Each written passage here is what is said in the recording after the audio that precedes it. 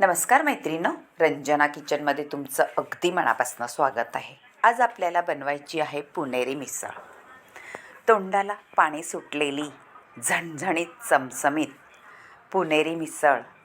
Video संपूर्ण पहा म्हणजे कळेल. त्यासाठी आपण घेतलेली आहे मटकी भिजवलेली मोड काढून. मोड कसे काढले? मटकी दिवसभर भिजवली 4-5 तास आणि रात्री झोपताना चाळणीत काढून ठेवलेली आहे.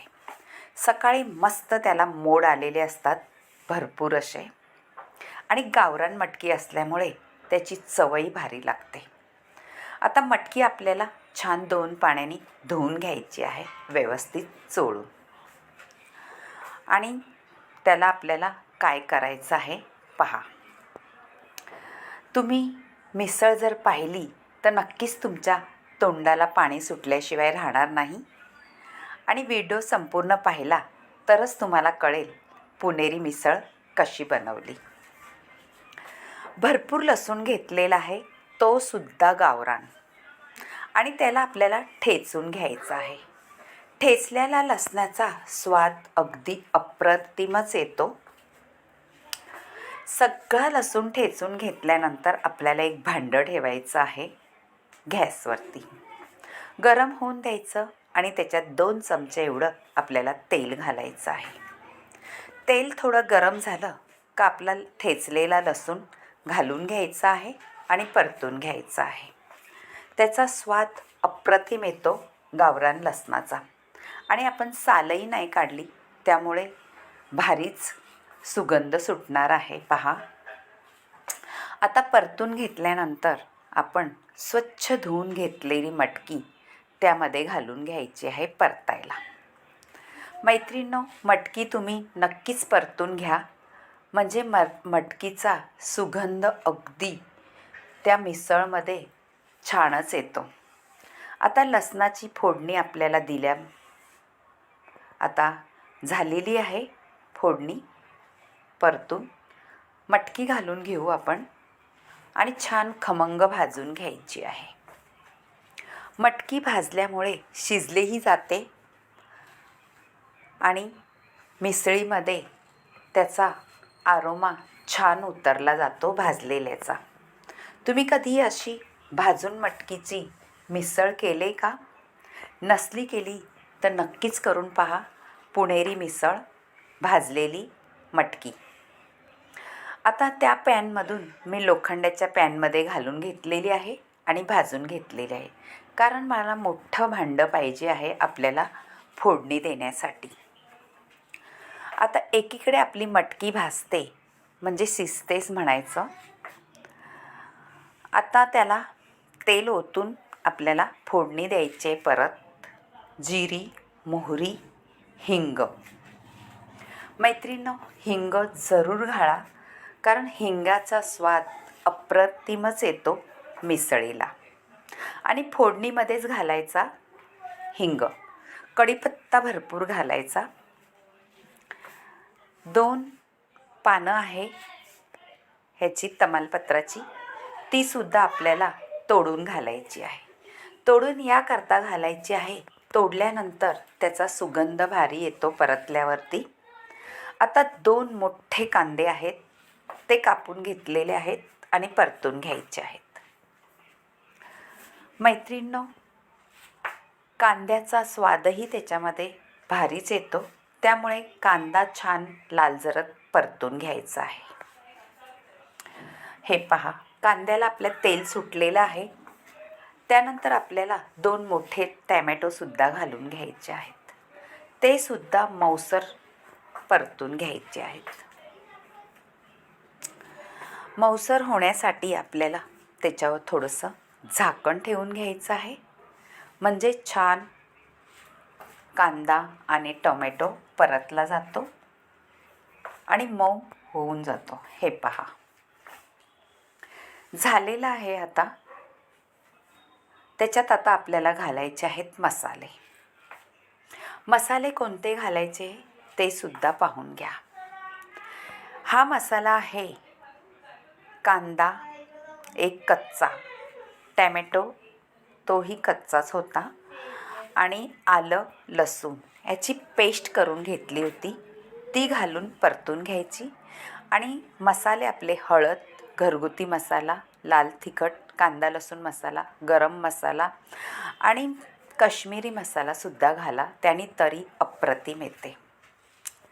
थोडंसं आपला किचन किंग मसालासुद्धा घाला, त्याचीही चव अप्रतिमच वाढते. आता सगळे मसाले आपण एकजीव करून घेतलेले आहेत आणि थोडं झाकण ठेवून त्याला तेल सुटेस तोपर्यंत ठेवायचं आहे. हे पहा, तेलही सुटलेलं आहे आपल्या मसाल्यांना.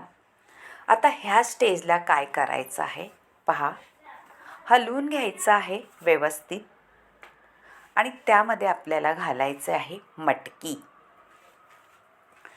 भाजलेली मटकी शिजली आहे 90%. 90% शिजलेली मटकी आपण मसाल्यामध्ये परतून घ्यायची आहे. मटकीला सुद्धा छान मसाले लागल्यानंतर व्यवस्थित त्यामध्ये आपल्याला पाणी ओतून घ्यायचं आहे.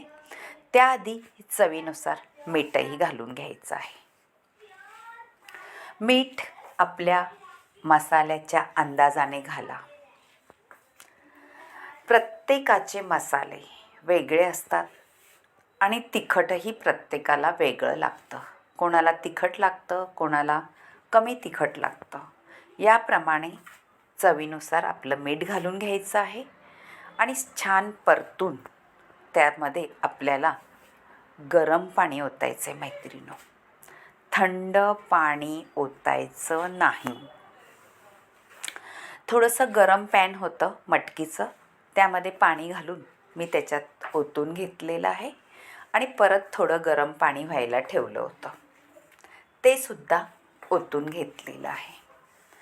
आपल्याला मिसळ म्हटली का छान त्याचा रस्सा करायचा असतो, म्हणजे थोडी पातळच असते. फरसाण घातलं का छान घट्ट होते मिसळ. आता उकळी आलेली आहे मस्त, खळखळून उकळी घ्यायची आहे, म्हणजे आपले मसाले पूर्ण त्या मटकीला, च्या भाजीला म्हणा, मिसळीला म्हणा, छानच होतो. आता फरसाण घेतलेलं आहे मिक्सरमध्ये, ते आपल्याला थोडं मोठं मोठं वाटून घालायचं आहे. मैत्रिणींनो, फरसाण कशासाठी घालायचं तेही तुम्हाला सांगते. आपल्या मिसळीला थोडासा घट्टपणा येतो आणि त्याची चवही अप्रतिम येते. तुम्ही कधी घातलं आहे का फरसाण? एवढ्या मिसळीला वाटीभर फरसाण पाहिजे, छोटी वाटी. ती आपल्याला मिक्सरमध्ये थोडी मोठी वाटून घ्यायची आहे आणि मगच घालायचं आहे. आता फरसाण घातल्यानंतर छान उकळी काढून घ्यायची आहे. हे पहा, तेलही सुटलेलं आहे, म्हणजे आपली मिसळ रेडी झालेली आहे. वरून कोथिंबीर छान गार्निशसाठी करा. गार्निश तर करू, पण त्याच्यात कोथिंबीरचाही स्वाद येतो मस्त. आता हलवून घ्यायचे. पहा, एवढी पातळ पुरेशी आहे. आपली मिसळ म्हटलं का तरी आलीच पाहिजे. सुंदर तळी आलेली आहे. तरी करून पहा आणि तुम्हाला आवडली तर रंजना किचनला लाईक करा, शेअर करा, कमेंट करायला विसरू नका आणि सबस्क्राईब करा. आणि मिसळ म्हटलं का झणझणीतपणा आलाच पाहिजे.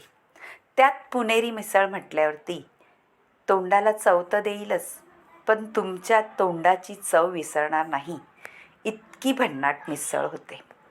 आता वाढायची कशी हेही तुम्हाला सांगितलेलं आहे. पहा, थोडीशी मिसळीचा रस्सा घालायचा, त्याच्यात फरसाण घालून घ्यायचं, वरून कांदा घालून घ्यायचा, कोथिंबीर घालायची आणि परत वरती थोडी आपली मटकी घालून घ्यायची आहे. आता वाढून तर घेतलेलीच आहे. बसा आता मिसळ खायला. नक्कीच आवडेल झणझणीत चमचमीत मिसळ. फरसाण, लिंबू, कांदा, मटकी, पाव आणि तरी छान झालेली आहे. आवडली तर तुमच्या मैत्रिणीसुद्धा शेअर करा, त्यांनाही कमेंट करायला सांगा. सबस्क्राईब नसेल केलं तर सबस्क्राईब करा. माझे व्हिडिओ तुम्हाला आवडत असले तर एक लाईक जरूर करत जा. Bye bye. स्वाद घ्या मिसळी.